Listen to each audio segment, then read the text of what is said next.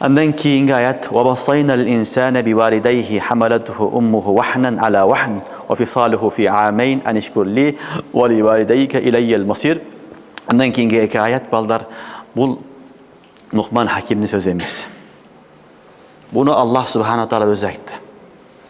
Mufassirinler aytadi, emne üçün Allah Subhanahu wa taala Luqman Hakim'nin sözünü bayandap gelip, özünün sözünü koşup, andan keyin kayra Luqman Hakim'nin osiyatlarını aytıp ketdi deydi. Bunun hikmeti var ballar. Hakim'nin hikmeti болады. Negizgi nerse, en birinci tavhid aytılınat, tavhidden keyingi de makam, ata-enelik makamı болады. Birinci Allah'a жақсы мамиле кыл, Allah'ın tanı, Allah meni aytkemen yaşa, anan ata-enеңди урматта деген mesele var. Kur'an-ı Kerim'de hem Allah Subhanahu wa taala ne deydi? Ne dedi Allah Teala? Ve bil valideyni ihsana. Aldın ayet ne? Ve qada rabbuka alla ta'budu illa iyyah ve bil valideyni ihsana. Gördünüz mü? Kur'an'ın tarzı, Kur'an'ın yolu, bayandao yolu. Birinci Allah Teala Allah'ın tanı kıla, Allah'a işen gile, Allah'a sığın kıla, ata-enеңе жақсы мамиле kıla deydi. Uşul tertiple Kur'an bayandaydı. Kur'an Allah'ın tanıtat, andan keyin ele dünyaya sebepçi bolgon saga ata-eneң oşonun kadır barkını, oşonu orduna koygun dep Kur'an-ı Kerim ardayım ata-eneni bayandaydı. Bul jerde de Allah Taala vasaynal insana dep Allah aytıp atat. Bunun negizi Luqman Hakim aytış керек эле. Бирок айтса өзүгө дабакаган болуп калат. Баласыга айтып, мени сыйла, мени урматта деп өзүнү өзү эмне кылганга туура келип калат, айтканга туура келип калат. Айтса да жайыз эде. Бирок Hakim insanдар андай кылбайт. Түшүнүңөрбү? Ошон үчүн Allah Subhanahu wa taala айтпаган үчүн Allah Taala өзү айтып кеткен. Өзү негизи Аллахтын тааны ки мени урматтап жаша деп айтат да ата-эне. Бирок антип айткан жок. Бирок Allah Subhanahu wa taala ошол өзүнүн гаразы болуп калбасын, даватта өзүнүн максаты болуп калбасын деп Allah Subhanahu wa taala бул сөздү Allah Taala өзү айтып атат. Түшүнүңөрбү? Бул сөздү Allah Taala өзү айтып атат. Болбосо бул насихатта биринчи тавхидден кийин ата-эненин макамы, ата-эненин кадыр баркыны Кур'ан баяндайт. Ошондой эле Хаким да баяндаш керек эди, Luqman Hakim бирок айткан жок. Себеби айтып аткан сөзү өзүнө байланыштуу болгон себептүү, өзүмдү өзүм айтамбы, мага баш ийгин, мага итаат кылгын деп айтамбы деп өзү айткысы келген жок, айтпады. Ошон үчүн Allah Subhanahu wa taala Кур'ан-ы Керимде Allah Taala өзү баяндайт. Түшүнүңөрбү? Allah ne деп атат? Вассайнал инсана бивалидайхи. Biz адам баласына ата-энесине жакшы мамиле кылсын деп осуят кылдык дейт. Осуят кылдык. Хамалатху уммуху вахнан ала вахн. Энеси аны көтөрдү дейт. Вахнан ала вахн, зиафан ала зиаф деген сөз.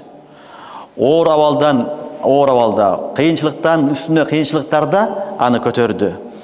Офисалуху фи амейн. Аны 2 жыл эмизип сүттөн чыгарды. Allah mede hüküm kıldı. Anishkur li vali valideyk. Allah hüküm kılıp atat. Mağa şükür kılgın. Jana ata-enеңе şükür kılgın. İlayyel masir. Barыңар эртең мен алдыма келесиңер дейт. Сен да, ата-энең да барыңар мен астыма келесиңер дейт. Ва вассайнал инсана бивалидейхи.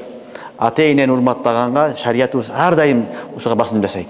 Ар дайым ата-энени урматтаганга шарият өкүм жасайт туугандар.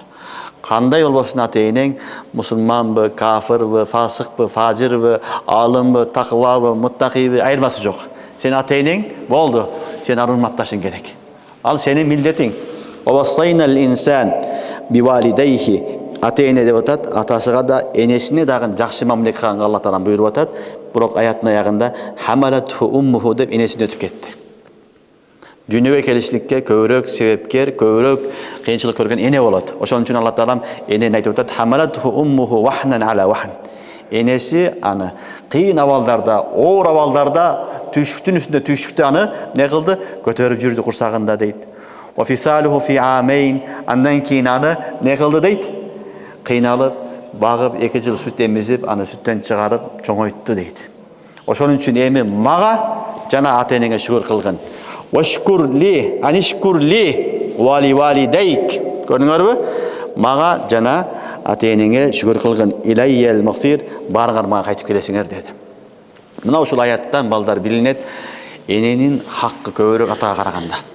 Энени Кур'ан-ы Керимде Allah Таала 3 кыйынчылыгын айтып атат. Биринчиси курсагында көтөрөт, экинчиси кыйналып төрөйт, үчүнчүсү 2 жашка чейин эмизип көтөрүп багат. өзү уктабайт, өзү жебейт, ичкенини, жегенини бүт баарыны баласына арнайт. Вахнан ала вахн деген себеби баягы боюнда болгондон кийин ал чоңойгон сайын ата эне кыйнала берет, эне кыйнала берет. Себеби жеген тамак, витамин бүт бар балага кетет, энеси эмне болот? Арыктап кыйналып калат. Себеби эненин ичиндеги витаминдин баарын бала алат. Ошону Кур'ан-ы Керимде Алла Таала вахнан ала вахн деди. Кыйналып не кылды? Боюнда көтөрдү. Кыйналып төрөт балалар өлүм сыяктуу. Ошон үчүн төрөттөн каза болсо шариатта шахид кетет дейт. Үчүнчүсү 2 жыл эмизет бечара. Эмизип сени сийдигиңди, богуңду тазалап жууп, адам кылып адамдын катарына кошот. Ошону эске алып туруп шариатта Кур'анда Алла Таала өзүнчө баштаган, баяндаган. Ошо себептүү пайгамбарыбыз саллаллаху алейхи вассаламдан келип бирөө сурайт. Ман абар, кимге көбүрөөк жакшылык кылайын дегенде уммук дейт. Сумма ман, кийин ким дегенде уммук, энең. Сумма ман, уммук дейт. Төртүнчүсү сумма абук дейт. Төртүнчүсүндө сумма абук дейт. Уламалар айтат, себеби эненин 3 жолго кыйналганы эске алып, Кур'анда эм келген пайгамбарыбыз саллаллаху алейхи вассалам 3 жолу не кыл деди? Энеңе жакшы мамиле кыл, кызмат кыл, энеңе, төртүнчүсүндө абук, атаңа деген. Ошон үчүн кызматка келгенде, кызматтын 3төн 1 гана, 4төн 1 гана атага болсо, калган 4төн 3-ү энеге болот. Эненин кызматы кылынат. Атанын дагы орду бар, бирок атага караганда эненин кызматы көбүрөөк кылынат. Шарият ошондой айтат. Себеби эне көбүрөөк не кылды? Сенин үчүн кыйналды. Сенин үчүн өмүрүнү, ден соолугуну, вактыны берген үчүн шариятыбыз айтат: уммук. Кур'анда дагы ошону Алла Таала баяндап атат.